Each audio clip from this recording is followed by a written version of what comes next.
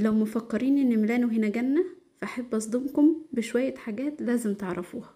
واول حاجة وهي الايجار. حبيت بس كلامي يكون واقعي، وده مكان لبيع وتأجير الشقق. لو شقة 85 متر يعني اوضتين بس في الشهر ب1400 يورو. طب ولو قلنا نشوف مساحة اقل يعني 65 متر، هتبقى ب1100. طب ولو قلينا خالص في المساحة وبقت 25 متر بس، يعني اوضة واحدة، عاملة 800 يورو. مع العلم ان اي مكان بيعرف ان احنا مصريين بيرفض يأجر لأي مصري، الا من رحم ربي طبعا، في اماكن قليلة ممكن تأجر. طب ولو قلت مش عايز ايجار، انا هشتري، فشقة 50 متر بس عاملة 179 ألف يورو.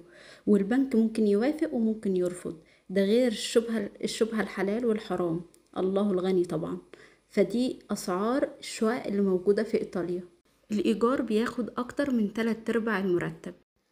مش بس العقبة الوحيدة بتكون الإيجار، لأ كمان في الفواتير، وأولهم الغاز والكهرباء والإنترنت. وهسيب الناس تقولكوا في الكومنتات بيجيلهم فواتير بقد إيه. أنا صورتلكوا في كذا مكان بيعرض الشقق للإيجار وللبيع، فشوفوا بس الأرقام بتكون بكام.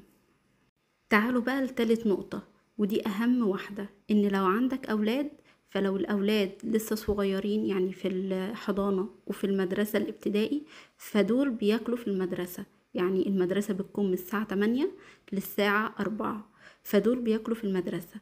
الأكل بس بتاع المدرسة ده المنسة لازم بتدفع كل سنة.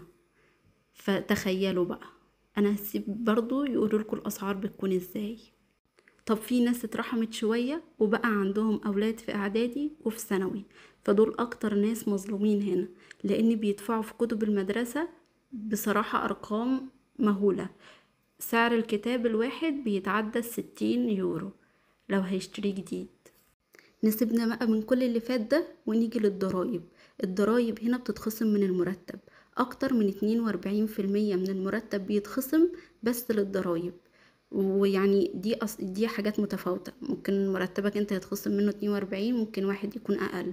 أنا بتكلم في المتوسط. نيجي بقى لسعر الأدوية والناس اللي ما بيكونش عليهم تأمين، يعني ليهم تأمين بس في أدوية كتير بتيجي برا التأمين، فانت بتدفع حق كل العلاج. يعني انت لو تعبت في يوم بتدفع حق الدكتور 22 يورو ونص بس عشان يكشف عليك. ده غير ان لو طلب أشعة أو تحاليل بتدفع كتير جدا. فهنا العيشة مش ببلاش، العيشة العادية مش ببلاش. اما انا صفحتي كانت علشان التخفيضات، علشان عارفة ان الناس عندهم ازمة كبيرة قوي في الايجار وفي المصاريف، فحبيت اوفر عليهم شوية، وان انا ادور لهم على الاماكن اللي عاملة تخفيضات.